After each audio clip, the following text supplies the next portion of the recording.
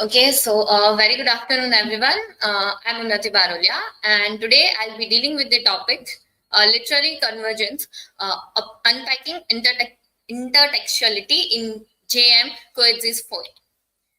These are my personal information, my research question.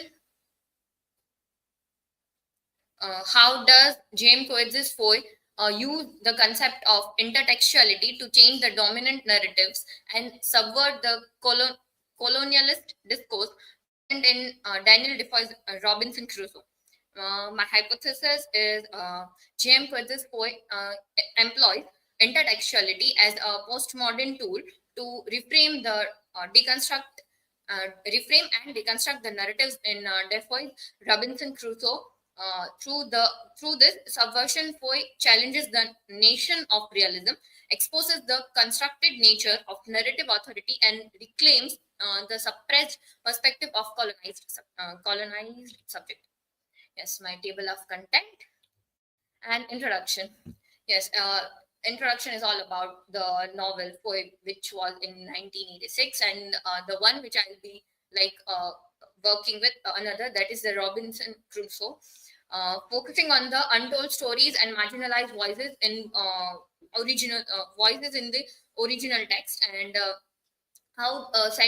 and central to Coex's narrative is the concept of intertextuality, a literary technique that emphasizes the relationship between the different texts and the ways in which they influence and reshape each other.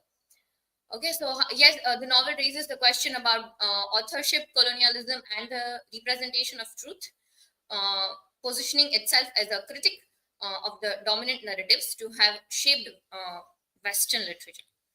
So yes, before starting my main point, I would like to just briefly want to just share about both the novels, like how they are interconnected. Robinson Crusoe, in that the novel is about a main character Robinson, who is voyaging at a is on a voyage, and his father was a wealthy man, so he never stopped him from doing his whatever passion he used to follow. His father was allowing him. So yes, in the same way, he just used to voyage on the islands, and at that time, he at one island he used to stay for 23 years or some at for longer years, and there he meets one black, that is the name whose name was Friday, and at that time he used to just in the first voyage he was all alone, and in the second time he met the black, that is Friday, and the same after that it is connected the in the foil it is like elaborated with the character of Sushan, who is she is on she and now the another novel begins, that is Foy, and how she is on in a search for her daughter, and she is on search for the daughter, yes, and is he is lost on that island and meets the Friday and Robinson.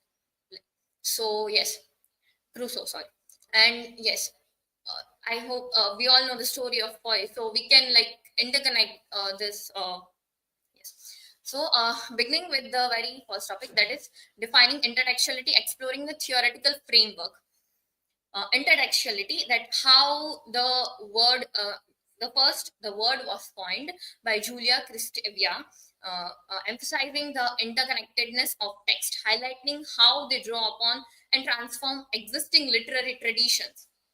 Like in both the novel we can see the same theme of colonialism and suppression of blacks, and we can see that in and reinterpretation and transformation. Intertextuality involves a dynamic process of reinterpretation where the borrowed elements are reshaped and recontextualized with the new narrative.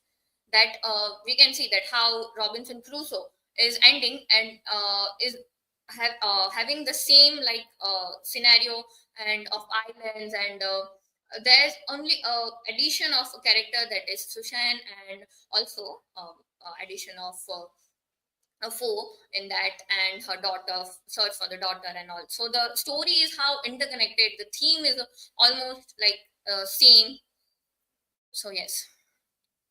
Another one, the colonial intertext, Robinson Crusoe and its reverberations. So, colonial power dynamics, that how Robinson Crusoe reflects the colonial ideology of its time, depicting the encounter between the European colonizers and the primitive native. Like here, we can see the rise of the Europeans and how they used to suppress the Africans and the natives. So, at that time, Europe was at a great peak of their success. So they were trading and all of them, and slavings, black savings, slavings of black. Themes of isolation and survival. Themes of, yes, we can see in the character of isolation. Yes, it was a personal choice of obviously Crusoe, um, of this isolation, but survival we can see in Sushan also, and yes, in Friday also. Gender the perspectives, giving voice to Friday and Sushan Barton. Yes, so the Friday, who the native of Robinson Crusoe, and his voice previously silenced is given a platform in Foy.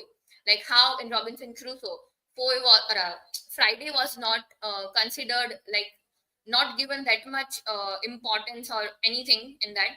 But here in Foy, we can see that he is being like considered with help of the character Sushan, that how she is trying to help him to make him speak and all that.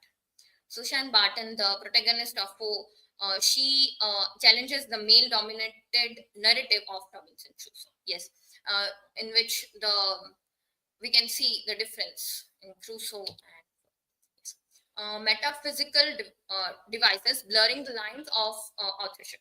That unreliable narrator, Coetzee employs an unreliable narrator, further complicating the relationship between the reader and the narrative.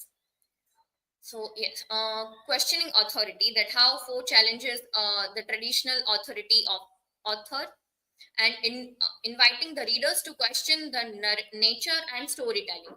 That how like Poe is in Crusoe, like Poe, yes, the Poe in character Poe is like how he is like telling Sushan that no, tell me some other story so that readers would found it like interesting and would prefer to have. So there we can find blurring reality and fiction. The novel blurs the lines between the reality and fiction, constantly reminding the readers that story is a contrast. Post-colonial echoes, challenging colonial narratives.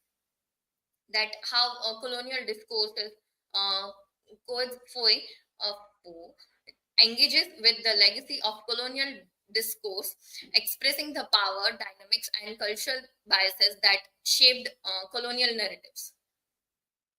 Challenging Eurocentric views, that how Foe deconstructs Eurocentric perspectives, offering a counter narrative that challenges the dominant colonial narrative, and reclaiming agencies, that by giving voice to the marginalized, Coetzee reclaims agency for those who have been historically silenced by colonial narratives. Okay. Over here, I would like to conclude by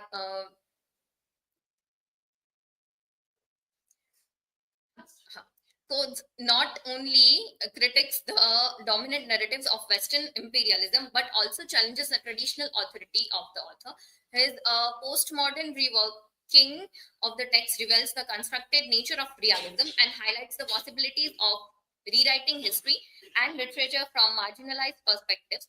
Ultimately, Ford demonstrates how intertextuality can be a tool for uncovering hidden histories and rethinking the power dynamics and how to read the colonial literary works. So, this are my references. And thank you. Now I'm open for questions. question is that how does Coetzee use intertextuality to critique colonialism? Okay, Coetzee use intertextuality to critique colonialism. In a way, yes. We can see through the character of Friday, Sushan, also because as how her daughter was kidnapped by the whites, and Friday being slaved and was also abused. So yes, that was the effect we can see on the people as well, characters also. Yes. Next.